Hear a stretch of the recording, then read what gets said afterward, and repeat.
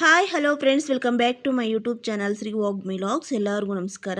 ಬನ್ನಿ, ಇವತ್ತಿನ ವಿಡಿಯೋದಲ್ಲಿ ಹೊರಗಡೆ ಅಂಗಡಿಗಳಲ್ಲಿ ಸಿಗುವಂತಹ ಗರಿಗರಿಯಾದಂತಹ ನಿಪ್ಪಟ್ಟು ನಾವು ಮನೆಯಲ್ಲೇ ಯಾವ ಥರ ಪ್ರಿಪೇರ್ ಮಾಡ್ಕೊಳ್ಳೋದು, ಹಾಗೆ ಅದಕ್ಕೆ ಏನೇನು ಇಂಗ್ರೀಡಿಯೆಂಟ್ಸ್ ಬೇಕು ಅಂತ ನೋಡೋಣ. ನಾವು ಇದನ್ನು ಒಂದು ಸಲ ಪ್ರಿಪೇರ್ ಮಾಡಿಕೊಂಡು ಒಂದು ಬಾಕ್ಸಲ್ಲಿ ಸ್ಟೋರ್ ಮಾಡಿಕೊಂಡ್ರೆ 20 ಡೇಸ್ ತನಕನೂ ತಿನ್ಕೋಬೋದು. ಇವಾಗ ಬೇಕಾಗಿರುವಂಥ ಇಂಗ್ರೀಡಿಯೆಂಟ್ಸ್ ನೋಡೋಣ. ಇದು ನಿಪ್ಪಟ್ಟು ಪ್ರಿಪೇರ್ ಮಾಡ್ಕೊಳ್ಳೋಕ್ಕೆ ಮೇಯ್ನ್ ಮೆಜರ್ಮೆಂಟ್ ತುಂಬ ಇಂಪಾರ್ಟೆಂಟ್ ಇರುತ್ತೆ. ಮೆಜರ್ಮೆಂಟ್ಗೆ ನಮ್ಮ ಮನೆಯಲ್ಲಿರುವಂತಹ ಯಾವುದಾದ್ರೂ ಒಂದು ಬೋಲ್ ತಗೋಬೋದು. ಇಲ್ಲಿ ನಾನು ಮೆಜರ್ಮೆಂಟ್ಗೆ ಒಂದು ಸ್ಮಾಲ್ ಕಪ್ ತಗೊಂಡಿದ್ದೀನಿ. 1 ಕಪ್ಪಷ್ಟು ಅಕ್ಕಿ ಹಿಟ್ಟು, 1/4 ಕಪ್ಪಷ್ಟು ಕಡಲೆ ಹಿಟ್ಟು, 1/4 ಕಪ್ಪಷ್ಟು ಹುರಿದು ಸಿಪ್ಪೆ ತೆಗೆದಿಟ್ಟಿರುವಂತಹ ಶೇಂಗಾ ಬೀಜ, 1/4 ಕಪ್ಪಷ್ಟು ಕಡಲೆಪಪ್ಪು, 2 ಚಿಟಿಕೆಯಷ್ಟು ಇಂಗು, 1 ಟೀ ಸ್ಪೂನ್ ಅಚ್ಚಕಾರದ ಪುಡಿ, 1 ಟೀ ಸ್ಪೂನ್ ಬಿಳಿ ಎಳ್ಳು, ಅರ್ಧ ಟೀ ಸ್ಪೂನ್ ಜೀರಿಗೆ, ರುಚಿಗೆ ತಗ್ಗಷ್ಟು ಸಾಲ್ಟು, ಸಣ್ಣಗೆ ಹಚ್ಚಿಟ್ಕೊಂಡಿರುವಂತಹ ಸ್ವಲ್ಪ ಕರಿಬೇವು ಸೊಪ್ಪು, ಹಾಗೆ ಡೀಪ್ ಫ್ರೈ ಮಾಡ್ಕೊಳ್ಳೋಕ್ಕೆ ಕುಕ್ಕಿಂಗ್ ಆಯಿಲು. ಇಷ್ಟು ಇಂಗ್ರೀಡಿಯೆಂಟ್ಸ್ ತಗೊಳ್ಳೋಣ. ಇವಾಗ ಒಂದು ಮಿಕ್ಸರ್ ಜಾರ್ಗೆ ಶೇಂಗಾ ಬೀಜ ಮತ್ತು ಕಡಲೆಪಪ್ಪು ಸೇರಿಸ್ಕೊಂಡು ಜಸ್ಟ್ ಒಂದೆರಡು ಸಲ ಆನು ಆಪು ಮಾಡಿಕೊಂಡ್ರೆ ಸಾಕಾಗುತ್ತೆ. ಇದನ್ನು ನುಣ್ಣಿಗೆ ಪೌಡರ್ ಥರನೂ ಗ್ರೈಂಡ್ ಮಾಡ್ಕೋಬಾರ್ದು, ಹಾಗಂತ ತರಿಯಾಗಿ ಗ್ರೈಂಡ್ ಮಾಡ್ಕೋಬಾರ್ದು. ಒಂದು ಬೀಜ 3 ಇಲ್ಲ 4 ಭಾಗ ಆಗಬೇಕು, ಆ ಥರ ಗ್ರೈಂಡ್ ಮಾಡಿಕೊಂಡು ಒಂದು ಬೌಲ್ಗೆ ತೆಗೆದು ಸೈಡ್ಗೆ ಎತ್ತಿಕೊಳ್ಳೋಣ. ಇವಾಗ ಹಿಟ್ಟು ಕಲಿಸ್ಕೊಳ್ಳೋಕ್ಕೆ ಅಗಲವಾದಂತಹ ಒಂದು ಪ್ಲೇಟು ಅಥವಾ ಬೌಲ್ ತಗೊಂಡು ಅಕ್ಕಿ ಹಿಟ್ಟು, ಕಡಲೆ ಹಿಟ್ಟು, ಇದ್ರ ಜೊತೆಗೆ ಗ್ರೈಂಡ್ ಮಾಡಿ ಇಟ್ಕೊಂಡಿರುವಂತಹ ಶೇಂಗಾ ಬೀಜ ಕಡಲೆಪಪ್ಪು ಪೌಡರ್ ಇದೆಯಲ್ಲ ಅದು ಸಮೇತ ಸೇರಿಸ್ಕೊಂಡು ಜೀರಿಗೆ, ಎಳ್ಳು, ಹಚ್ಚಿಟ್ಕೊಂಡಿರುವಂತಹ ಸ್ವಲ್ಪ ಕರಿಬೇವು ಸೊಪ್ಪು, ಇಂಗು, ರುಚಿಗೆ ತಗ್ಗಷ್ಟು ಸಾಲ್ಟು, ಅಚ್ಚ ಖಾರದ ಪುಡಿ ಇಷ್ಟು ಸೇರಿಸ್ಕೊಂಡು ಕೈಯಲ್ಲಿ ಚೆನ್ನಾಗಿ ಮಿಕ್ಸ್ ಮಾಡ್ಕೊಳ್ಳೋಣ. ಒಂದು ವೇಳೆ ನಿಮ್ಗೆ ಏನಾದರೂ ಇಷ್ಟ ಇದ್ದರೆ ಒಂದು 1/4 ಟೀ ಸ್ಪೂನ್ ಅಷ್ಟು ಓಂಕಾಳು ಸಮೇತ ಸೇರಿಸ್ಕೋಬೋದು. ಇಲ್ಲಿ ನಾನೇನು ಸೇರಿಸ್ಕೊತಾ ಇಲ್ಲ. ಇಂಗು ಸೇರಿಸ್ಕೊಳ್ಳೋದ್ರಿಂದ ಫ್ಲೇವರು ತುಂಬ ಚೆನ್ನಾಗಿರುತ್ತೆ, ಅದರಿಂದ ಇಂಗು ಸೇರಿಸ್ಕೊಂಡಿದ್ದೀನಿ.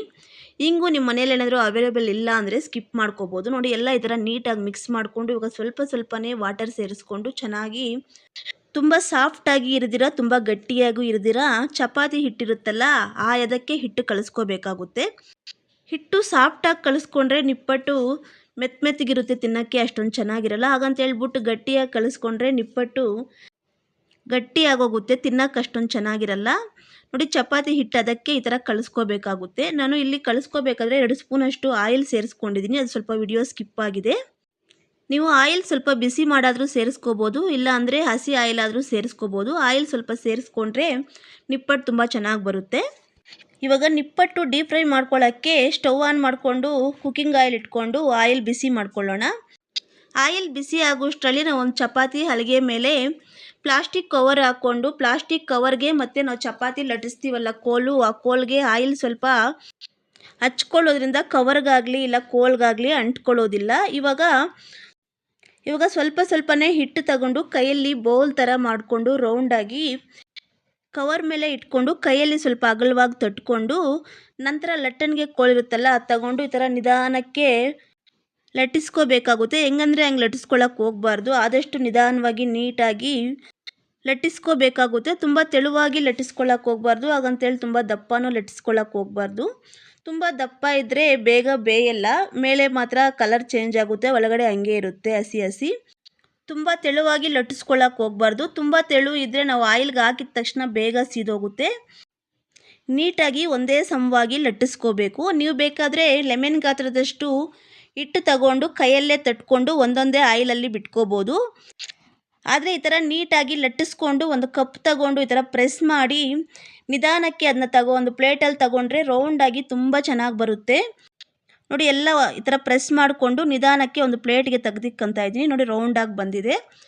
ಉಳಿದಿರುವಂತಹ ಹಿಟ್ಟು ಸಮೇತ ಸೇಮ್ ಪ್ರೋಸೆಸ್ಸಲ್ಲಿ ಈ ಥರ ಲಟ್ಟಿಸ್ಕೊಂಡು ಒಂದು ಕಪ್ಪಲ್ಲಿ ಪ್ರೆಸ್ ಮಾಡಿಕೊಂಡು ಪ್ಲೇಟ್ಗೆ ತೆಗೆದಿಕ್ಕೊಳ್ಳೋಣ. ನೋಡಿ, ಎಲ್ಲ ಈ ಥರ ಪ್ರಿಪೇರ್ ಮಾಡಿಕೊಂಡು ಪ್ಲೇಟ್ಗೆ ತೆಗೆದಿಕ್ಕೊಂಡಿದ್ದೀನಿ. ಅಷ್ಟರಲ್ಲಿ ಆಯಿಲ್ ಸಮೇತ ಬಿಸಿಯಾಗಿರುತ್ತೆ. ಇವಾಗ ಆಯಿಲ್ ಬಿಸಿಯಾದಾಗ ಇವಾಗ ಒಂದೊಂದೇ ಆಯಿಲಲ್ಲಿ ಸೇರಿಸ್ಕೊಳ್ಳೋಣ. ಒಂದು ಹಾಕಿದ ತಕ್ಷಣವೇ ಇನ್ನೊಂದು ಸೇರಿಸ್ಕೊಳ್ಳೋಕೆ ಹೋಗಬಾರ್ದು. ಒಂದು 30 ಸೆಕೆಂಡ್ಸ್ ಗ್ಯಾಪ್ ಬಿಟ್ಟು ಸೇರಿಸ್ಕೋಬೇಕಾಗುತ್ತೆ. ನೋಡಿ, ಹಾಕಿದ ತಕ್ಷಣ ಚೆನ್ನಾಗಿ ಈ ಥರ ನೊರೆ ಬರಬೇಕು, ಆವಾಗ ಆಯಿಲ್ ಚೆನ್ನಾಗಿ ಕಾದಿದೆ ಅಂತ ಅರ್ಥ.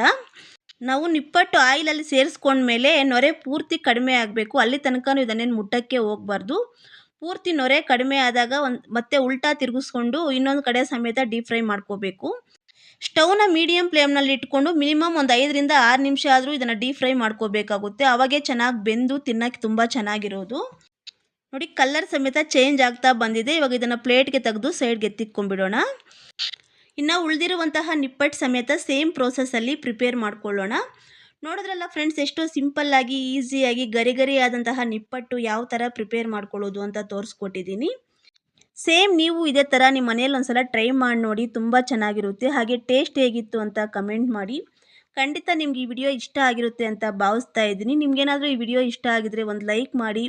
ಇನ್ನು ನನ್ನ ಚಾನಲ್ನ ಸಬ್ಸ್ಕ್ರೈಬ್ ಆಗಿಲ್ಲ ಅಂದರೆ ಪ್ಲೀಸ್ ಸಬ್ಸ್ಕ್ರೈಬ್ ಮಾಡ್ಕೊಳ್ಳಿ. ಆದಷ್ಟು ನಿಮ್ಮ ಫ್ರೆಂಡ್ಸ್ ಜೊತೆ ಶೇರ್ ಮಾಡಿ ನನ್ನ ಚಾನಲ್ಗೆ ಸಪೋರ್ಟ್ ಮಾಡಿ. ನಿಮ್ಮ ಸಪೋರ್ಟ್ ನನಗೆ ಬೇಕಿದೆ. ನಾನು ಮತ್ತೊಂದು ರೆಸಿಪಿಯೊಂದಿಗೆ ನೆಕ್ಸ್ಟ್ ವಿಡಿಯೋದಲ್ಲಿ ಸಿಗ್ತೀನಿ friends. Thanks for watching my video. Thank you.